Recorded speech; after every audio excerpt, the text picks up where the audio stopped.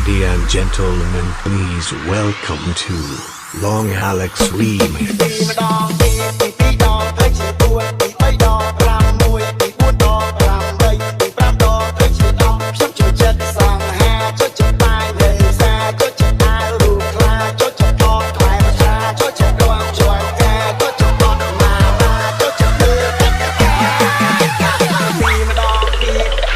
ខ្ញុំនឹងថាអ្នកទាំងអស់គ្នាពេលនេះសុទ្ធតែអន្ទះសារចង់រំខ្លាំងណាស់ពេលនេះខ្ញុំសូមប្រកាសពិធីរំលែកចាប់ផ្ដើម React Funky and Samba and Food.